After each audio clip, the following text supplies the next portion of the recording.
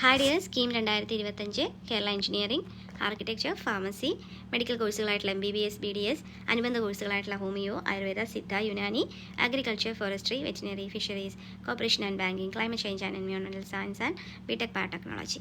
ഇത്തരം കോഴ്സുകളിലേക്ക് നിങ്ങൾ ഈ 2025 അഡ്മിഷൻ എടുക്കാൻ ആഗ്രഹിക്കുന്നുണ്ടെങ്കിൽ നിങ്ങൾ ഈ ഒരു കീം രജിസ്ട്രേഷൻ നിർബന്ധമായിട്ട് ചെയ്യണം കേട്ടോ. അപ്പോൾ നിങ്ങൾ പ്ലസ് ടുവിൻ്റെ റിസൾട്ട് വരാനായിട്ടൊന്നും വെയിറ്റ് ചെയ്തിരിക്കേണ്ട. കാരണം നിലവിൽ നമുക്ക് ലാസ്റ്റ് ഡേറ്റ് 10/3/2025 5 മണി വരെയാണ്. അപ്പോൾ നിങ്ങൾ എല്ലാ രജിസ്ട്രേഷനും ഫീസൊക്കെ അടച്ച് ബാക്കി സർട്ടിഫിക്കറ്റുകളൊക്കെ അപ്ലോഡ് ചെയ്ത് 10/3/2025 മുമ്പായിട്ട് ചെയ്യുക. ഇനി ഇൻ കേസ് നിങ്ങൾക്ക് ഏതെങ്കിലും ഒരു സർട്ടിഫിക്കറ്റ് കിട്ടാനായിട്ട് ഒരു 11-ാം തീയതി ആവും 12-ാം തീയതി ആവും എന്നുണ്ടെങ്കിൽ നിങ്ങൾക്ക് വേണമെങ്കിൽ ഇങ്ങനെയും ചെയ്യാം. എന്ത് ചെയ്യണം? ആദ്യത്തെ ആ രജിസ്ട്രേഷനും 10th സർട്ടിഫിക്കറ്റും ഒക്കെ നമ്മൾ അപ്ലോഡ് ചെയ്യണത് 10-ാം തീയതിക്ക് മുമ്പ് ചെയ്യുക. അതിനുശേഷം ഫീസൊക്കെ അടച്ചിട്ട് അതിനുശേഷം നമ്മുടെ ഏതെങ്കിലും സർട്ടിഫിക്കറ്റുകൾ കിട്ടാനുണ്ടെങ്കിൽ അത് അപ്ലോഡ് ചെയ്യാനായിട്ട് നമുക്ക് 15-ാം തീയതി വരെ സമയം തന്നിട്ടുണ്ട്. 15/3/2025 5 മണി വരെ സമയം തന്നിട്ടുണ്ട് കേട്ടോ. മിസ്റ്റേക്ക് ഒന്നും വരുത്തണ്ട. നിങ്ങൾക്ക് എല്ലാ കാര്യങ്ങളും ഓക്കെയാണ്, എല്ലാ കാര്യങ്ങളും 10-ാം തീയതിക്ക് മുമ്പ് ചെയ്യാൻ പറ്റുമെങ്കിൽ ആ കാര്യങ്ങളെല്ലാം തന്നെ 10-ാം തീയതിക്ക് മുമ്പ് ചെയ്യാനായിട്ട് ശ്രമിക്കാം.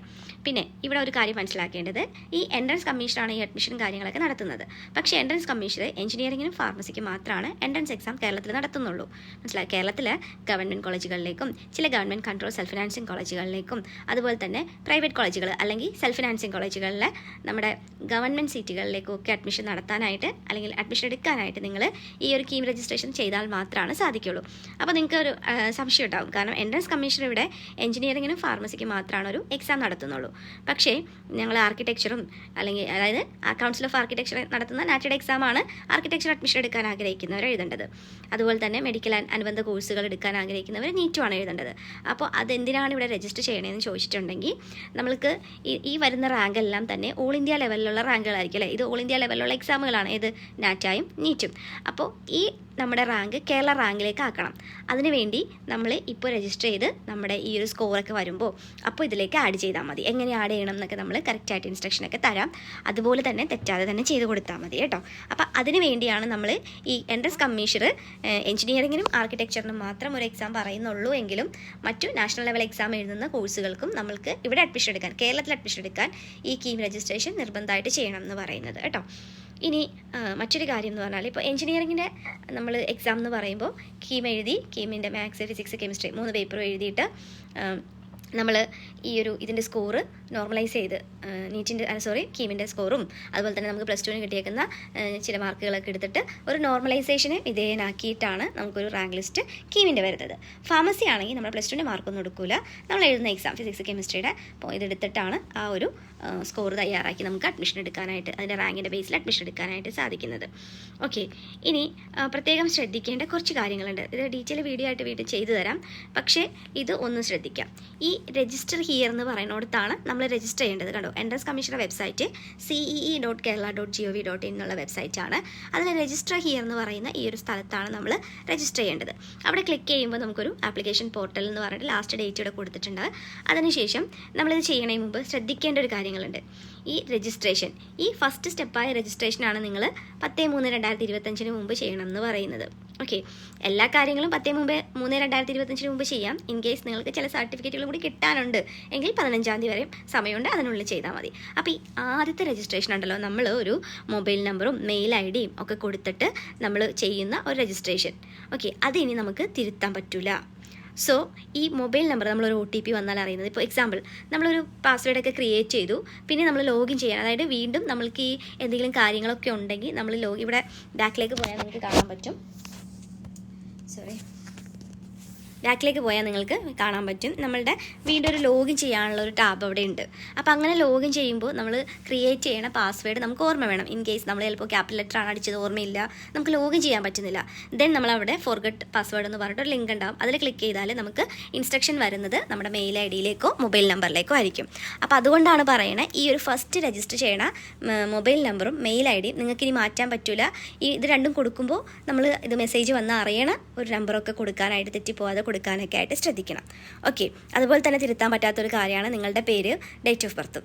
അത് നിങ്ങളുടെ SSLC ആധാർ കാർഡിൽ എന്ത് വേണമെങ്കിലും കിടന്നോട്ടെ, അല്ലെങ്കിൽ നിങ്ങളുടെ ഒറിജിനൽ ബർത്ത് എന്തെങ്കിലും ആയിക്കോട്ടെ, പക്ഷേ നിങ്ങളുടെ SSLCയുടെ സർട്ടിഫിക്കറ്റിൽ ഏതാണ് ഡേറ്റ് ഓഫ് ബർത്ത് കിടക്കുന്നത്, നിങ്ങളുടെ പേര് എങ്ങനെയാണ്, സ്പെല്ലിംഗ് എങ്ങനെയാണ് കിടക്കുന്നത്, അതാണ് ഇവിടെ കൊടുക്കേണ്ടത്. 10th സർട്ടിഫിക്കറ്റിൽ എങ്ങനെയാണോ കിടക്കുന്നത് അതുപോലെ തന്നെ കൊടുക്കാനായിട്ട് ശ്രദ്ധിക്കണം. അത് പിന്നെ തിരുത്താനൊന്നും പറ്റൂല. പിന്നീട് സർട്ടിഫിക്കറ്റ് വെരിഫിക്കേഷന് പോകുമ്പോൾ പ്രശ്നമാവും.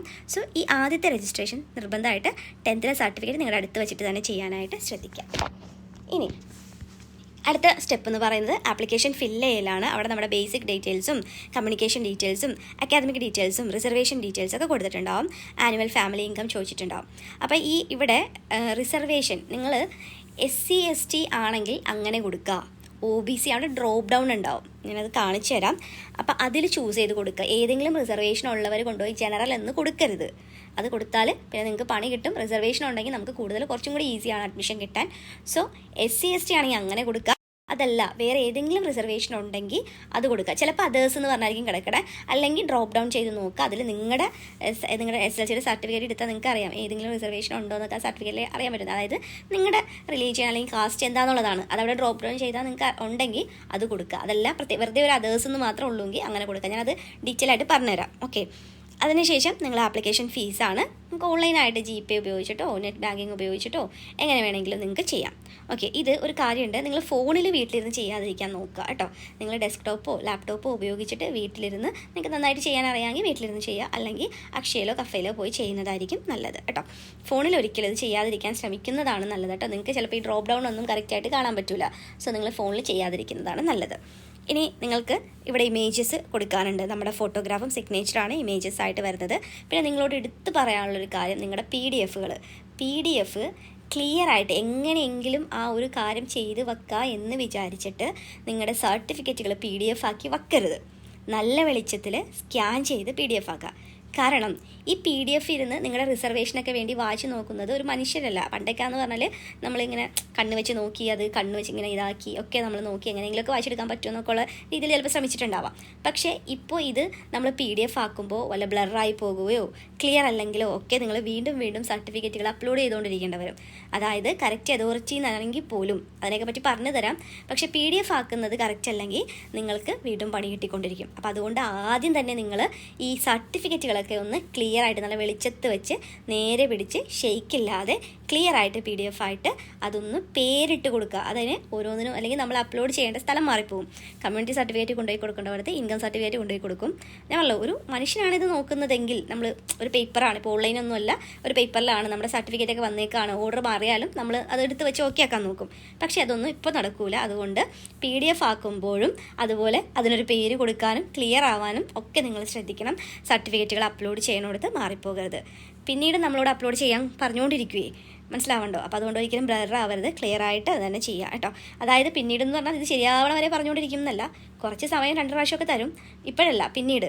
അപ്പോൾ അപ്പോഴും പിന്നെ ശരിയായില്ലെങ്കിൽ പണി കിട്ടും. അപ്പോൾ അതുകൊണ്ടാണ് പറയണത് ആദ്യമേ തന്നെ നമ്മളത് കറക്റ്റായിട്ട് ചെയ്യാനായിട്ട് ശ്രദ്ധിക്കുക. അതിനുശേഷം എല്ലാം കഴിഞ്ഞതിന് ശേഷം ഈ ഒരു കാര്യം കൂടി നിങ്ങൾ ശ്രദ്ധിക്കണം. അതായത് നിങ്ങളെല്ലാം കൊടുത്തു കഴിഞ്ഞു, ഫൈനൽ സബ്മിഷനൊക്കെ കൊടുത്തു കഴിഞ്ഞിട്ട് ഇതിൻ്റെ പ്രിൻ്റ് ഔട്ട് എടുക്കണം. ഈ ആപ്ലിക്കേഷൻ്റെ പ്രിൻ്റ് ഔട്ട് എടുത്താലാണ് ഈ ഒരു പ്രൊസീജിയർ കംപ്ലീറ്റ് ആവുള്ളൂ. എന്നിട്ട് അവിടെ ഈ നമ്മുടെ നമ്പറുകൾ വന്നിട്ടുണ്ടോ എന്നൊക്കെ ഒന്ന് നോക്കിയിട്ട് അതൊന്ന് നമ്മൾ സൂക്ഷിച്ച് വെച്ചേക്കാം. അഡ്മിഷൻ്റെ സമയത്ത് നമുക്ക് ആവശ്യമുള്ളതാണ്. പിന്നെ നമ്മുടെ ഒരു ആപ്ലിക്കേഷൻ പ്രോസസ്സ് കംപ്ലീറ്റ് ആയെന്ന് നമ്മൾ അറിയുന്നതും ഈ പ്രിൻ്റ് ഔട്ട് നമ്മുടെ കയ്യിൽ കിട്ടുമ്പോഴാണ് കേട്ടോ. ചിലവരൊക്കെ പ്രിൻ്റ് ഔട്ട് എടുക്കാറില്ല. അപ്പോൾ ചിലപ്പോൾ അത് സബ്മിറ്റ് ആയിട്ടുണ്ടാവില്ല, അല്ലെങ്കിൽ പിന്നെ വീണ്ടും പോയി പ്രിൻ്റ് ഔട്ട് എടുക്കേണ്ട അവസരങ്ങളൊക്കെ ഉണ്ടാവും. അപ്പോൾ അതുകൊണ്ട് വെറുതെ ഓൺലൈൻ അപ്ലൈ ചെയ്താൽ മാത്രം പോരാ, എല്ലാം പെർഫെക്റ്റ് ആണെങ്കിലും നിങ്ങൾ എന്ത് ചെയ്യണം, അതിൻ്റെ പ്രിൻ്റ് ഔട്ട് നിർബന്ധമായിട്ട് എടുത്തിട്ടുണ്ടാവണം കേട്ടോ. അപ്പോൾ ഈ ഡിക്ലറേഷനൊക്കെ കൊടുത്തിട്ട് ഇതെല്ലാം നിങ്ങൾ വായിച്ച് നോക്കി. I have downloaded. പിന്നെ പ്രോസ്പെക്ടസ് കറക്റ്റായിട്ട് വായിച്ച് നോക്കണം. എന്നിട്ട് വേണ്ടി മാത്രമാണ് നിങ്ങൾ ഈ കാര്യങ്ങളൊക്കെ ചെയ്യാൻ പാടുള്ളൂ കേട്ടോ.